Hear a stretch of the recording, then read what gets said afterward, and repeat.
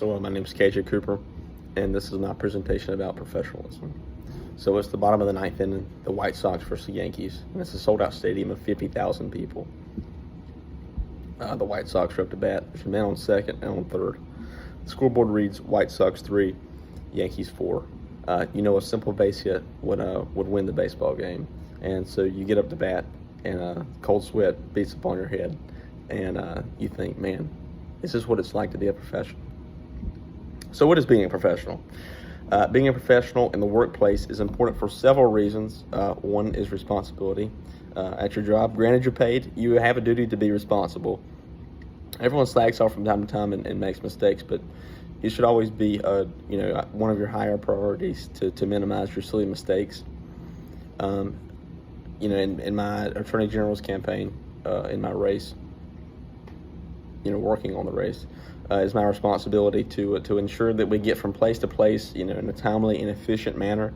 It's also my responsibility to set up meetings with, donors, county party people, and regular citizens of the state. So I have to constantly be in contact with the campaign manager and Congressman Bishop's scheduler in Washington. So it's always important, just to make sure we don't have any conflicts with anything. So respect. You should always respect your coworkers, your boss, or if you are the boss, your employees. When a mistake is made, berating your coworkers is that's never the best option. Civil conversation is always the best way to go. It's always the easiest way to move through a situation. And you should always respect your coworkers in a personal way, and making jokes in front of everybody about a particular person that's not going to make you a hero. So knowing when to make a joke and how is always a matter of respect. So professional communication, proper communication is key to a workplace. For example, at an old job I had, still in politics, we have a fundraiser in Raleigh, and I live here in Stanley County, so I drove 2.5 hours to Raleigh to find out that the event was canceled due to rain because it was outdoors. And so I called my boss, and nobody was there. So and he offered his spare bedroom in Raleigh, but still, that whole thing could have been avoided with a simple phone call, and it kind of wasted it even for me. But anyway, professional dress code and behavior. As a guy, you should always keep a well-groomed face. You should probably get a haircut from time to time. Keep your shoes clean. Cut your fingernails. Make sure you don't stink. That's another big one. Nobody likes to work around stinky people. But some areas that I excel in professionally is like in dress. Over the years I've accumulated a collection of button-ups and sport coats from various places. But I just imagine that I would be working in an environment where it's required to wear something like that. And I am today, but that's it's kind of been a goal. In politics, it's important to know the occasion too.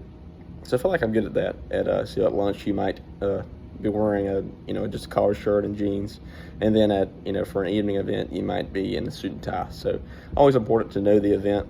I'm also good at kind of navigating situations. I feel like conflict resolution almost.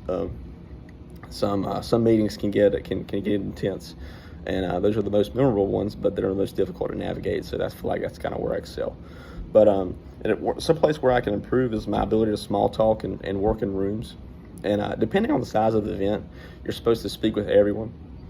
Generally at a fundraiser, intimate setting. That's kind of how you're supposed to do it. It's easy for the candidate, but because everybody just swarms to them. But as just a staffer, nobody knows who you are, so it's kind of hard to break the ice with people. So that's kind of something. Some people have just a bone for small talk. I don't have that gene. So I'm kind of learning how to really do that. Would I hire myself? Well, that would depend on the job.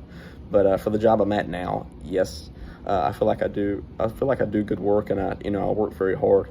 I haven't had a week yet where I work less than 50 hours. So I have a very strong work ethic, and so I feel like that. I feel like I make his life easier, and that's kind of my job, and that's my goal too.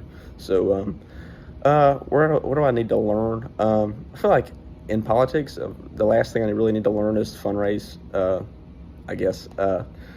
You know, fundraising is a big key part of any campaign, and that would kind of be the last thing I learned to do to excel in pretty much every aspect of politics personally. So, in conclusion, professionalism is one of the most important things you can learn, not just at your job but also in your daily life. And if you play your cards correctly, professionalism gets you into almost any circle.